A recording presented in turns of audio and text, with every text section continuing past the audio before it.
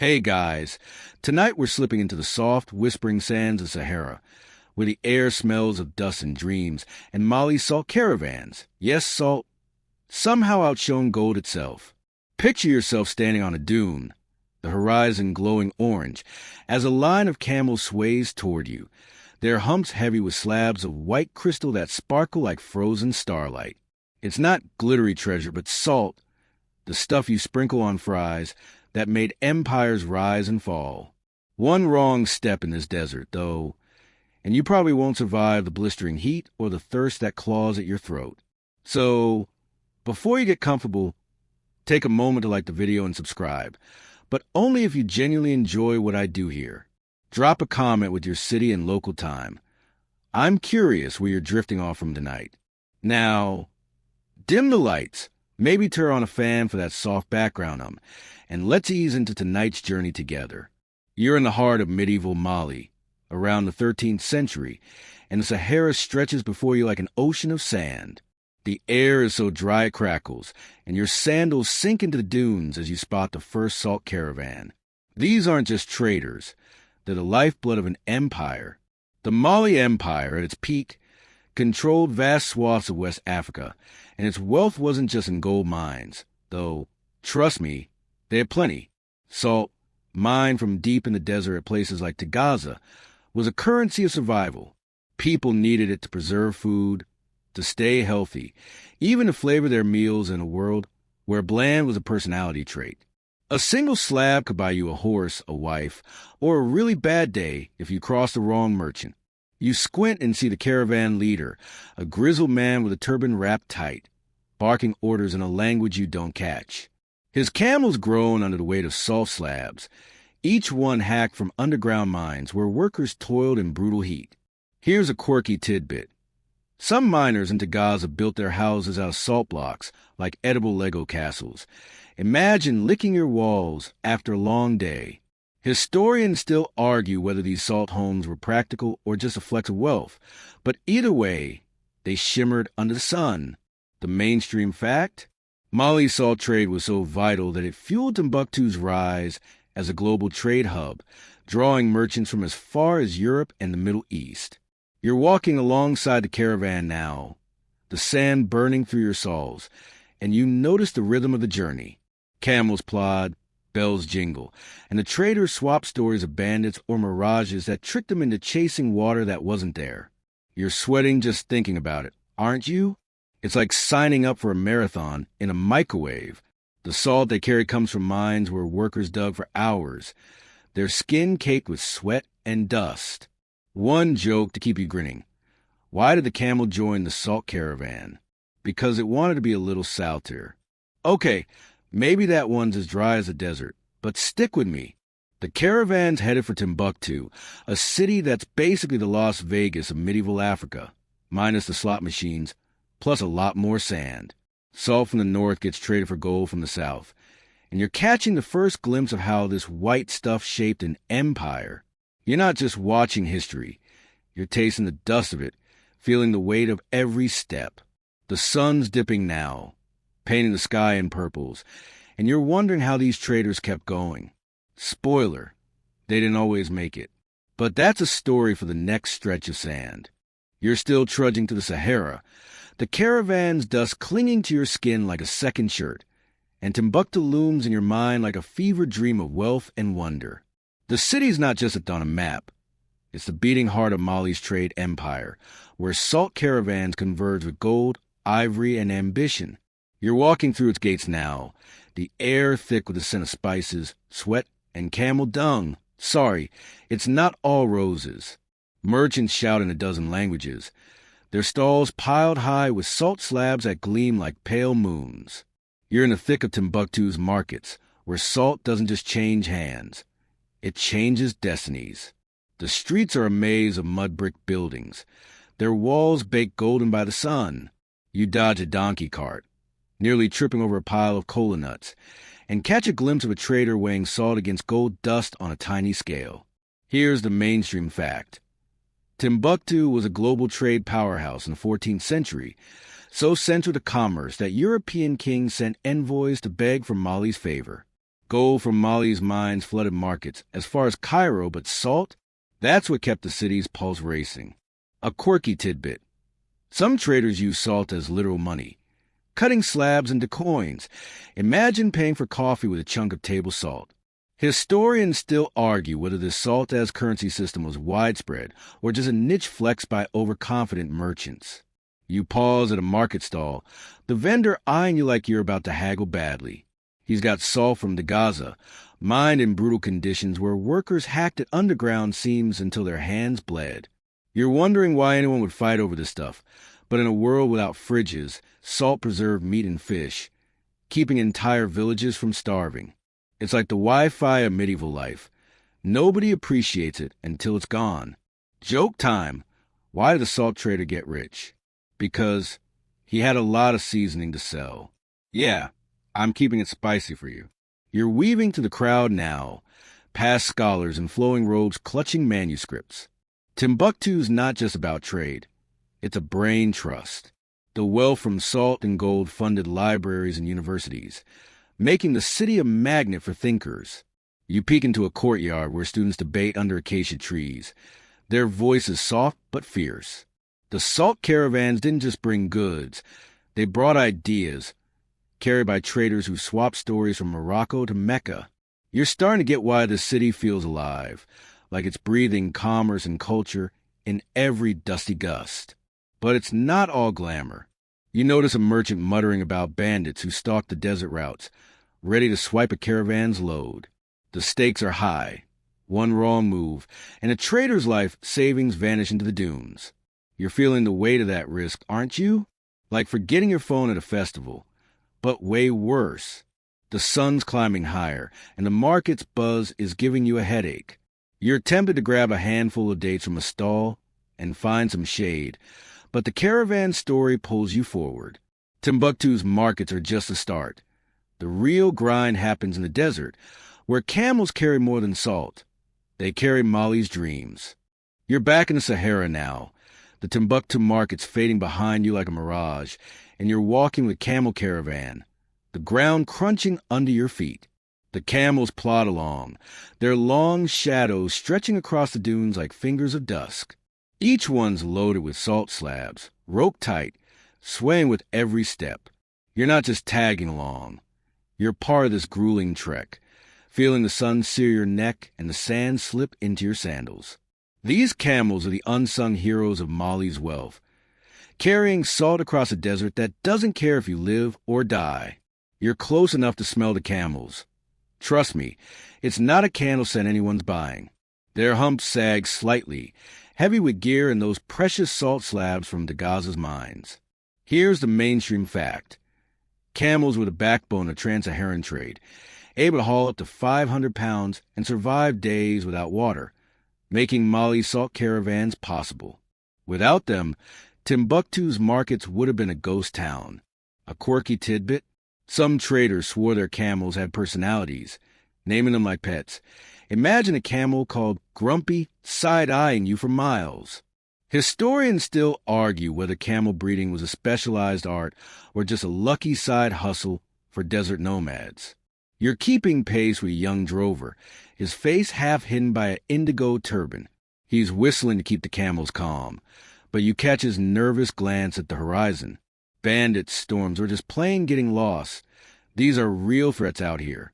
You're starting to feel the weight of every step, like you're lugging your own salt slab. Joke time. Why don't camels ever quit? Because they've got too much hump to give up. Okay, that one's a bit dusty, but it fits the vibe. The caravan's rhythm is hypnotic. Step, sway, grunt, repeat.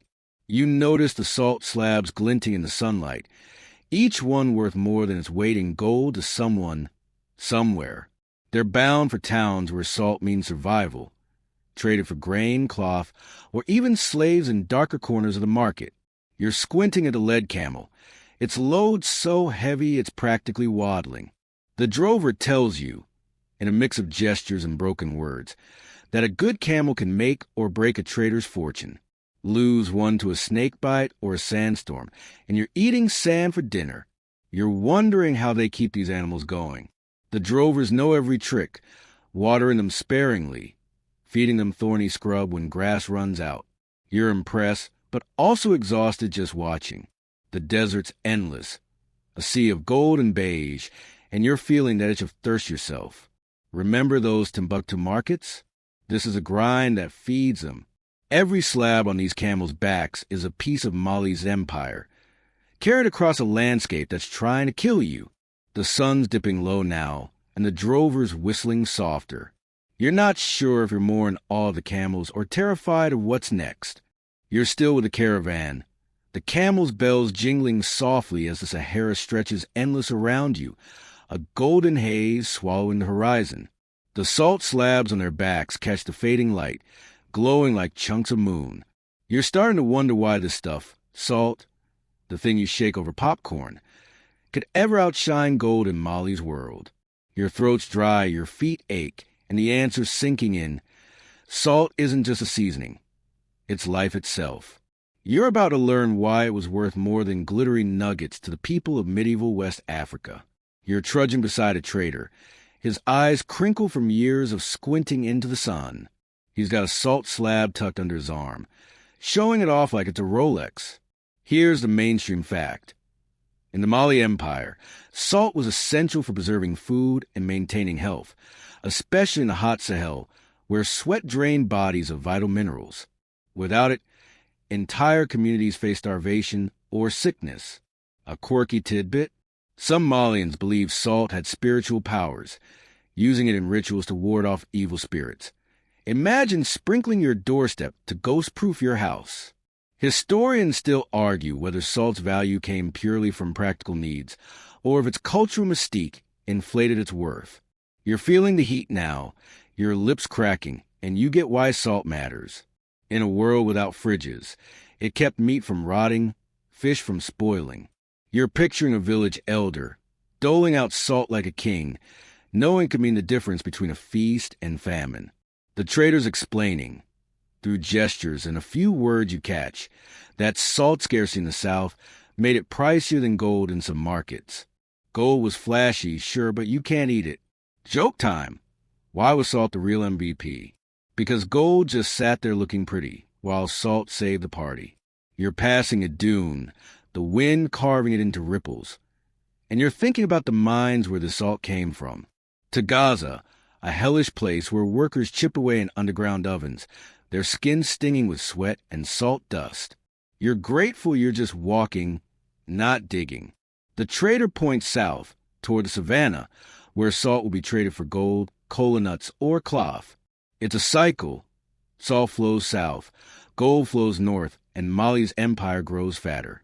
You're starting to see the bigger picture. Salt wasn't just a product. It was power, binding towns and tribes in a web of need. The caravan slowing, the camels snorting as the drovers scout a spot to rest. You're noticing how the traders handle their salt slabs. Careful not to chip them, because every flake counts. You're wondering how something so ordinary could carry such weight. It's like finding out your spare change is worth a fortune. The sky's turning purple, the air cooling, and you're feeling the pull of the next leg. Salt's story is bigger than you thought, and you're not done unraveling it. The caravan's camp for the night, and you're huddled near a small fire, the Sahara's chill creeping into your bones as stars prick the velvet sky. The salt slabs are stacked nearby, glinting faintly, but your mind's drifting to gold, the shiny stuff everyone thinks ruled Mali. You're starting to see it differently now. Gold's losing its sparkle next to salt's gritty necessity, and you're about to uncover why the yellow metal, for all its dazzle, couldn't hold a candle to those dusty white blocks in the Mali Empire's world. You're sitting cross-legged, sharing a handful of dates with a trader who's seen too many sunrises. He's got a gold nugget in his pouch, but he's more protective of his salt stash. Here's a mainstream fact. Mali's gold mines, especially in the Bambuk region, produced so much metal that it flooded markets across Africa and Europe, even crashing gold prices in Cairo during Musa Musa's famous pilgrimage in 1324. But gold was ornamental, a status symbol. Salt kept people alive. A quirky tidbit? Some Malians use gold dust as a seasoning for showy feasts. Imagine sprinkling your stew with bling. Historians still argue whether gold's abundance made it less valuable locally or if salt's practical demand just outmuscled it. You're chewing a date, spitting out the pit, and feeling the truth settle. Gold was everywhere in Mali. Kings hoarded it, traders flaunted it, but it didn't solve hunger or thirst. You're picturing a southern village, where salt was rarer than a cool breeze, traded at insane markups. The traders muttering about how a gold ring might buy you respect, but a salt slab could buy you a month's food. Joke time. Why did gold get jealous of salt? Because salt was always in demand, while gold just sat there posing. Okay, that one's a little brassy, but you're smiling, right? You're glancing at the camels, their silhouettes dark against the dunes, and you're thinking about the markets waiting south. Gold flowed north to Timbuktu, but salt was the real prize there, snapped up by traders who knew its worth. You're starting to feel the desert's rhythm. Salt and gold, need and want, survival and swagger. The fire's dying down, and you're pulling your cloak tighter. Remember those salt houses in Gaza? This is why they mattered. Salt wasn't just wealth. It was the glue holding Mali's empire together. Gold might have built palaces, but salt fed the people who lived in them.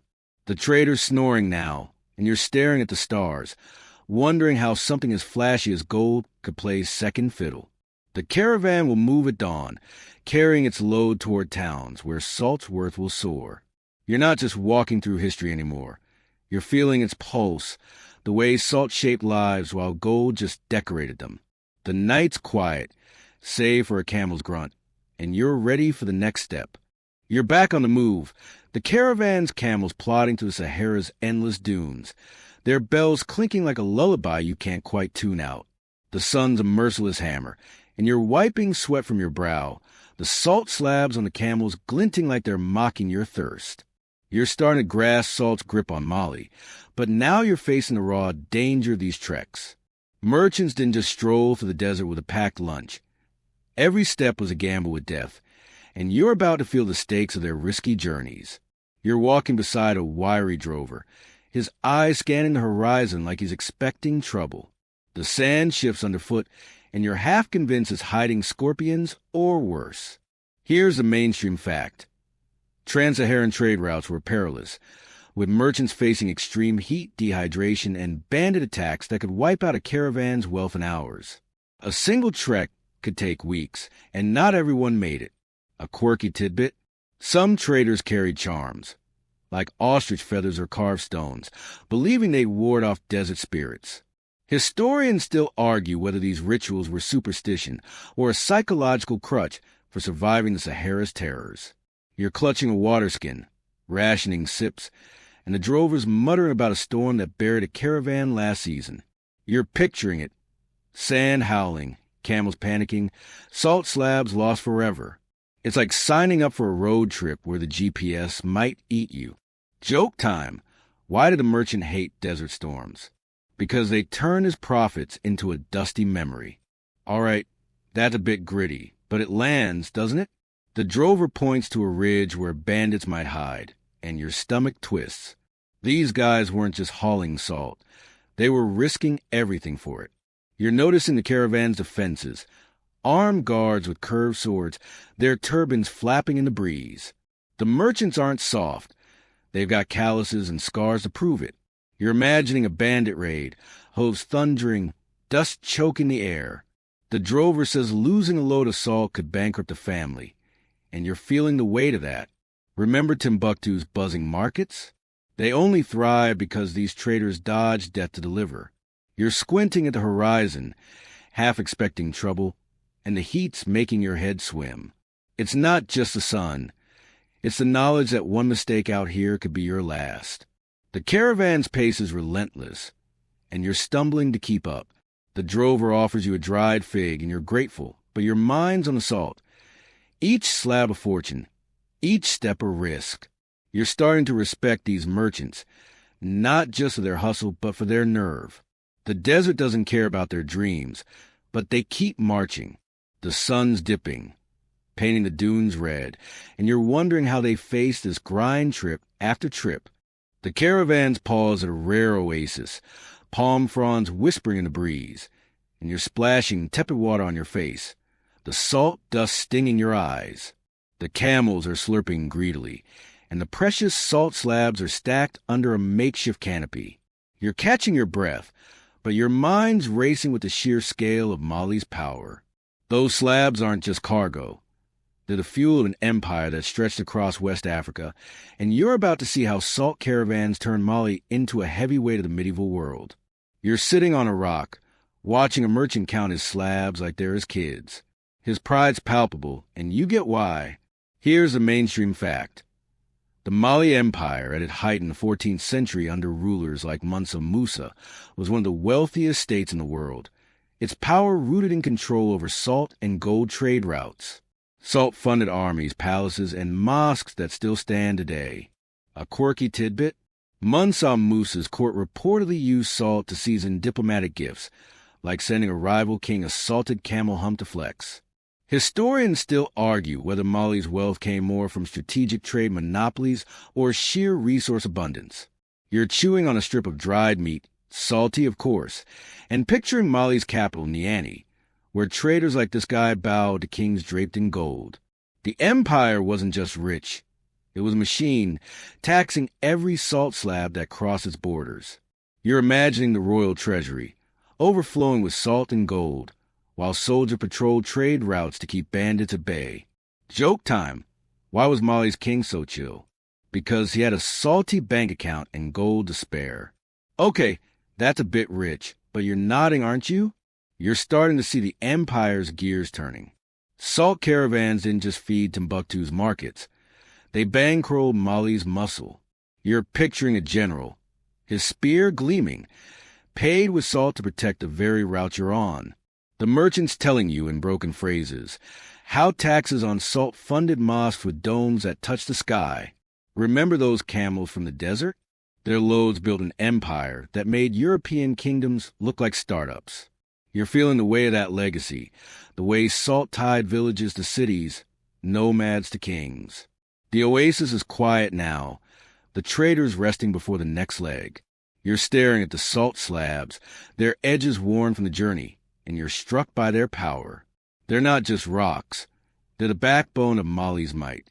The sun's low, the air cooling, and you're ready to move again, carrying the story of an empire that ruled not just with gold, but with the stuff in your kitchen shaker. You're back in the caravan trail, the Sahara's heat pressing down like a heavy blanket, and the camel's steady plod is your only rhythm. The salt slabs sway on their backs, catching the sun's glare, but now you're noticing something deeper than trade. Salt isn't just money or power. It's woven into Mali's soul, shaping rituals and traditions that pulse through villages and cities alike. You're about to step into a world where salt does more than season. It binds people, spirits, and stories. You're walking beside an older woman, a trader with a scarf dyed deep indigo, her hands rough from years of handling salt. She's humming softly, and you catch her tossing a pinch of salt into the wind, a small ritual, barely noticeable. Here's the mainstream fact. In medieval Mali, salt was a cultural cornerstone, used in ceremonies to mark births, marriages, and even funerals, symbolizing purity and preservation. A quirky tidbit: some communities believed salt could curse or bless, depending on how it was given. Spill it on purpose, and you might hex your neighbor's crops. Historians still argue whether these beliefs were widespread or just local quirks amplified by oral tradition. You're feeling the sand shift underfoot, and the woman's humming pulls you in. She's explaining, through gestures and a few words, that salt seals promises. You're picturing a wedding in a Sahel village, where a bride's family offers salt to groom, a vow of trust. It's like signing a contract with flavor. Joke time. Why did the Malians love salt rituals? Because they kept life well-seasoned and drama-free.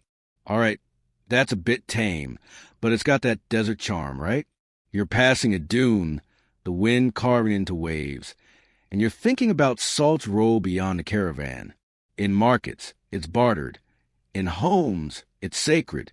You're imagining a healer, crushing salt into a poultice, claiming it draws out bad spirits. Remember those salt houses in Gaza? They weren't just practical. They were symbols, proof that salt was Molly's lifeblood. The woman points to her scarf, dyed with salt-mixed indigo, and you're seeing how it touches everything, from cloth to cosmology. The caravan's slowing, the drovers shouting to avoid a rocky patch. You're watching the woman tuck her salt pinch back into a pouch, her movements reverent. You're starting to feel it. Salt's not just a thing. It's a thread stitching Molly's culture together.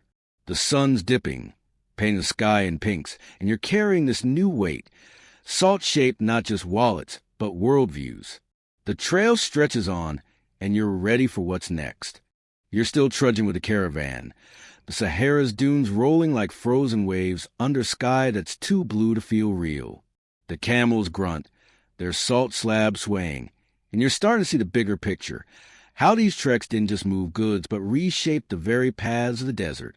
You're diving into the evolution of Molly's trade routes now, watching how salt caravans carved a network across the Sahara, linking far-flung towns and turning nomads into deal-makers. The sand's hot, but the story's hotter. You're shadowing a caravan guide, his turban frayed but his stride sure as he points to faint tracks worn into the desert floor. Here's the mainstream fact. By the 13th century, Mali's control of trans-Saharan trade routes created a vast network connecting West Africa to North Africa and beyond, with salt as the primary currency driving commerce. These routes weren't just paths. They were arteries of wealth. A quirky tidbit: some guides use star charts scratched on leather to navigate, like medieval GPS. Lose it, and you're wandering until the vultures clock in. Historians still argue whether Mali's route system was a deliberate empire-building strategy or an organic growth from nomadic trails. You're squinting at the horizon, the heat shimmering, and you're feeling the scale of this network. The guide's explaining, through grunts and gestures, how salt caravans linked Timbuktu to places like Gao and Jen, even reaching Morocco's markets. You're picturing a web of dusty trails, each one buzzing with camels, traders, and dreams of profit. Joke time. Why did the trade route thrive? Because salt kept everyone thirsty for more. Okay, that's a bit parched, but it fits the desert vibe, doesn't it? You're noticing the guide's confidence, the way he reads the dunes like a book. These routes weren't random. They followed oases, avoided quicksand, and dodged bandit hideouts. You're thinking back to Timbuktu's markets, how they pulsed because of these paths. Salt didn't just travel. It redrew the map, turning sleepy villages into trade posts. You're imagining a nomad, once herding goats, now haggling over salt in a bustling souk. The network grew because salt was king and Mali knew how to play its cards. The caravan's picking up pace, the guide urging the camels toward a distant ridge. You're feeling the rhythm of the routes, how they carried more than salt. Ideas, languages, even religions float along these trails. The sun's high, your throat's dry, and you're marveling at how a pinch of salt could tie a continent together. The path stretches on, and you're ready to follow it further. The caravan's dust swirls around you, but your mind's drifting back to Timbuktu, where the salt you've been hauling doesn't just fill market stalls. It funds a golden age of learning. You're stepping away from the desert now, slipping into the city's shaded courtyards, where scholars scribble on manuscripts and students debate under the hum of acacia trees. The wealth from salt caravans didn't just build Mali's empire. It turned Timbuktu into a beacon of knowledge, and you're about to walk through its intellectual boom. You're standing in a bustling square, the air thick with ink and ambition. Robed scholars clutch scrolls, their voices rising in heated arguments about astronomy or law. Here's a mainstream fact. Timbuktu's universities, like the Sankor Madrasa, flourished in the 14th and 15th centuries, funded by salt and gold trade, drawing scholars from across Africa and the Islamic world. A quirky tidbit: some manuscripts were stored in salt-lined chests to protect them from humidity. Imagine a library where the bookshelves taste like pretzels. Historians still argue whether Timbuktu's scholarly peak was driven by Mali's wealth or by a unique cultural thirst for knowledge. You're weaving through a crowd, dodging a donkey pile of parchment, and you're struck by the energy. The salt slabs you saw in the desert paid for this. Libraries, mosques, even the ink on those pages. You're picturing a trader, his camel train heavy with salt, handing over slabs to fund a scholar's stipend. Joke time. Why did the scholar love salt? Because it kept his brain well preserved. All right, that a bit bookish, but you're grinning, aren't you? You're peeking into a classroom where a teacher traces star charts on a clay tablet. The wealth from salt caravans didn't just buy books. It brought minds together, mixing ideas from Mali, Morocco, and beyond. You're thinking back to those trade routes, how they carry more than goods, philosophy, math, even poetry hitched a ride. You're imagining a student, his eyes wide, reading about Greek thinkers thanks to a salt-funded translation.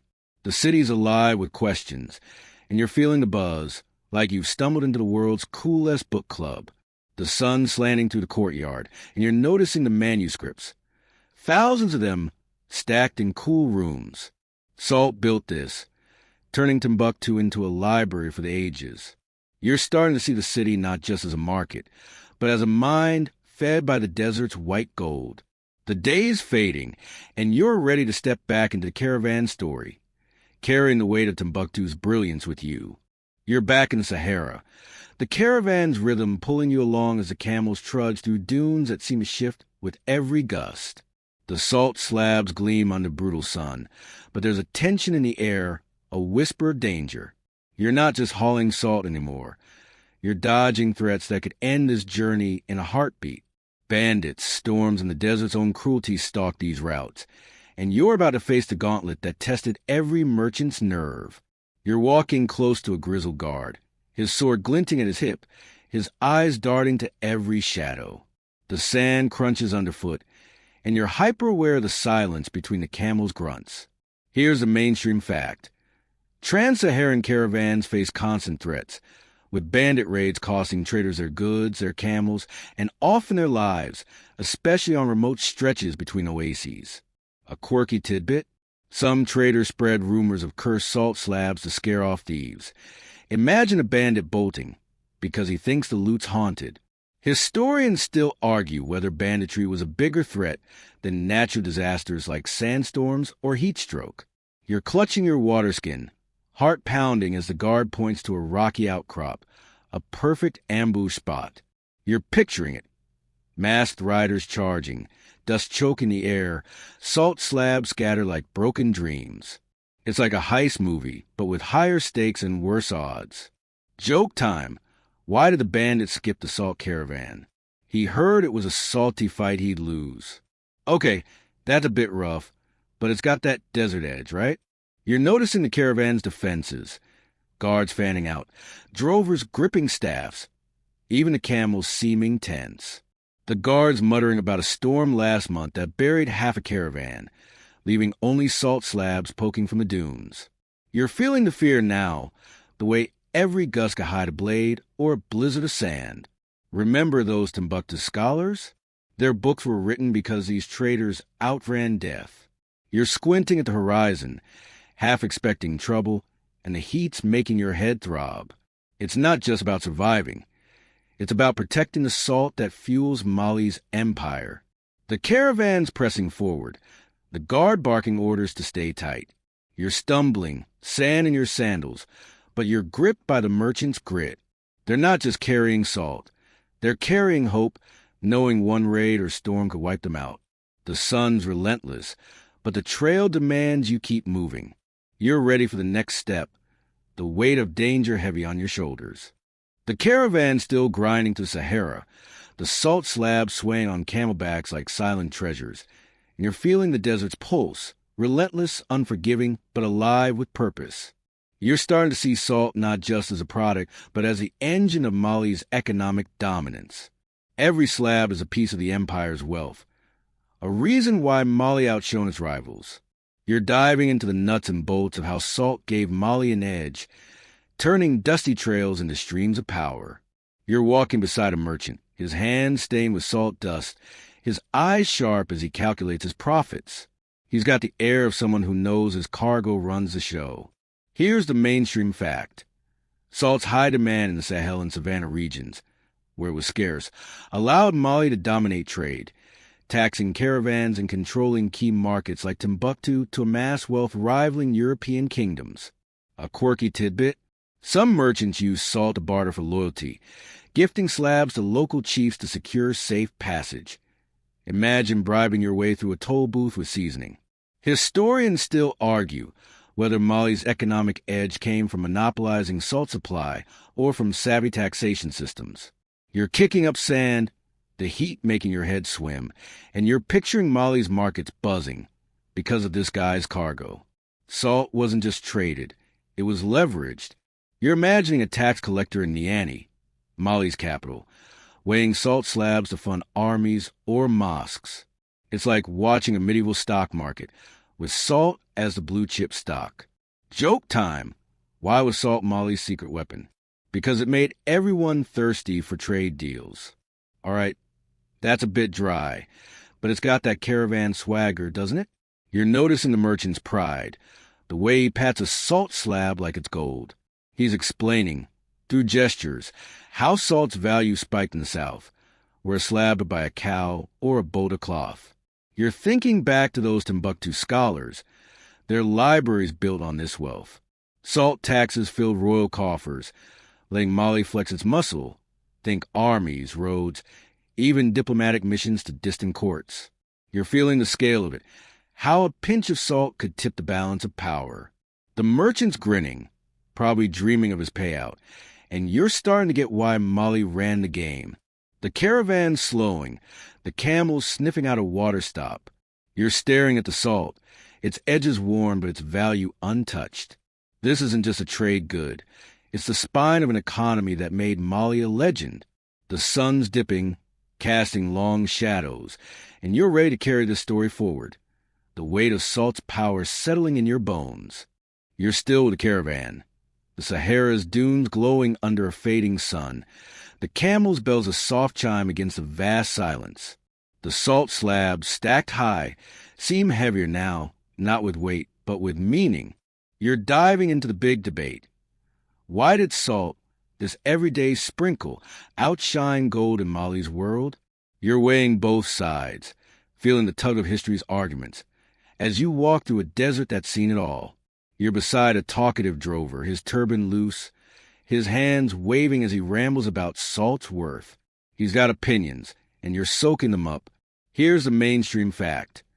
Salt's practical necessity, preserving food, sustaining health, made it more valuable than gold in regions where it was scarce, driving Mali's trade dominance. Gold was abundant in Mali, but salt was life. A quirky tidbit? Some traders claimed salt slabs held desert magic, boosting their price in superstitious markets. Imagine selling a condiment as a talisman. Historians still argue whether salt supremacy was purely economic or if cultural reverence tipped the scales. You're trudging through sand, the drover's voice rising as he mimics haggling in Timbuktu. You're picturing it. A merchant demanding 2 gold nuggets for 1 salt slab, arguing it's worth more because it saves lives. Gold's pretty sure, but you can't salt your stew with it. Joke time. Why did salt win the debate? Because gold was too flashy to be useful. Okay, that's a bit shiny, but it's got that market zing, right? You're feeling the debate's heat, like you're in a scholarly showdown under Timbuktu's acacias. You're thinking back to those trade routes, how salt's demand shaped them. The drover saying gold was Mali's flex. Kings like Mansa Musa dazzle with it, but salt was a steady pulse, traded ounce for ounce in some markets. You're imagining a southern chief, hoarding salt like a dragon, while gold dust sits ignored. The other side's got a point, though. Gold's universal appeal drew foreign merchants, filling Mali's coffers. You're torn, and that's the point. Salt's gritty need versus gold's global swagger. The drover shrugs, like it's obvious salt's king, but you're not so sure. The caravan's winding toward a ridge, the air cooling as stars peek out. You're carrying this debate, turning it over like a coin. Remember those salt rituals? They hint at something deeper than economics. Salt's story feels alive, its value a mix of survival and mystique. The trail stretches on, and you're ready to see where it leads next. You're still trudging with the caravan. The Sahara's dunes now tinged with twilight's purples. The camels bell softer, like they're tired too. The salt slabs still sway, but there's a shadow over the trail. Not a bandit or a storm, but a slow, creeping change. You're sensing the world shifting as European ships start nibbling at Mali's trade routes, pulling the rug from under the salt caravans. You're about to watch the desert's golden age fade, step by sandy step. You're walking beside a young drover, his eyes more on the stars and the path, like he's dreaming of somewhere else. He's heard whispers of strange wooden beasts, ships, crossing seas to bypass the Sahara. Here's the mainstream fact. By the 15th and 16th centuries, European maritime trade, especially by the Portuguese, began diverting gold and other goods along coastal routes, undermining the trans-Saharan salt caravans that fueled Mali's wealth. A quirky tidbit: some Mali traders thought ships were floating islands, refusing to believe they could outpace camels. Imagine betting on a camel race against a boat. Historians still argue whether European ships alone caused Mali's trade decline, or if internal strife and rival empires like Songhai tipped the balance. You're kicking up sand, the air cool but heavy with change. You're picturing Portuguese ships docking at West African ports, their holds stuffed with goods that once crossed your desert trail. The drovers muttering about fewer caravans these days, markets not as packed. It's like watching your favorite diner lose customers to a new drive-thru. Joke time. Why did the caravan falter? Because ships were sailing past their profits.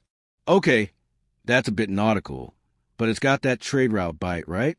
You're thinking back to Timbuktu's buzzing markets, how they thrived on salt's flow. Now, coastal trade siphoning that energy, gold and slaves shipped by sea, not sand. You're imagining a merchant in Niani, his salt slabs unsold, watching his wealth dwindle. The caravans still march, but they're slower, leaner. You're feeling the shift, the way empires rise and fall on trade whims. The drover points to the horizon, where the desert meets the sky, and you're wondering if these trails will fade into legend. The caravan's camping soon, the salt slabs stacked under fading stars. You're carrying the weight of this decline, the slow bleed of Mali's dominance. Remember those scholars' manuscripts? They're still there, but the wealth that funded them is slipping away. The desert's quiet, and you're ready for the final stretch, where Salt's story leaves its mark. You're nearing the end of the caravan's trail. The Sahara's dunes softening under a sky heavy with stars, the camel's bells now a faint murmur. The salt slabs, still strapped tight, seem to carry centuries of stories, and you're feeling their weight, not just as cargo, but as a legacy. You're reflecting on how salt, this humble crystal, left an indelible mark on Mali's identity, shaping its past and whispering through its present. This is a final stretch, where the desert's lessons settle into your bones. You're walking beside an elder trader, his face carved with lines from a lifetime of treks, his voice low as he speaks of salt's enduring place in Mali's heart. Here's the mainstream fact. Salt's role in Mali's economy and culture created a lasting legacy, with trade routes and traditions influencing modern Malian identity, from Timbuktu's preserved manuscripts to salt's use in local rituals. A quirky tidbit? Even today, some Malian griots, storytellers, sing of salt caravans as mythic quests, turning traders into heroes like desert knights. Historians still argue whether salt's legacy is more economic, tying Mali to global trade, or cultural, rooted in stories and symbols passed down generations. You're stepping lightly now, the sand cool underfoot, and you're picturing modern Mali, markets still bustling, griots weaving tales of old caravans. The traders pointing to a distant village, where salt might still seal a promise or bless a newborn. It's like finding your grandma's recipe card, faded but sacred. Joke time. Why does salt's legacy linger? Because it's seasoned Mali's soul for centuries. Okay, that's a bit sappy, but it's got that desert warmth, right? You're feeling the thread of history, how salt tied Mali's empire to its people, then and now. You're thinking back to Timbuktu's libraries, those salt-funded manuscripts still studied today. The caravans may have slowed, but their echo lives in Mali's pride, its music, its markets. You're imagining a kid in Bamako, hearing tales of Mansa Musa and salt slabs, eyes wide. The trader is quiet now, his gaze on the stars, and you're sensing the journey's end. Salt didn't just build an empire. It carved a story that outlasts gold shine. The caravan's halting, the camels kneeling, and you're standing still, the desert vast around you. The salt slabs gleam one last time, their story complete. You're ready to valuable in Mali, but Salt's legacy lives on in every pinch, every tale, every trail you've walked. The stars are brighter now, and you're sinking into the quiet of the desert. The caravan's dust settling like a soft blanket. Let the night wrap you up, the hum of the Sahara fading into a gentle whisper. You're drifting, the salt story curling around you like a dream. Its weight lighter now, just a memory of dunes and dreams. Close your eyes, let the cool air brush your skin, and slip into sleep where empires rise and fall, but the stars stay steady. You're safe here, carried by the rhythm of a tale well told, until morning calls you back.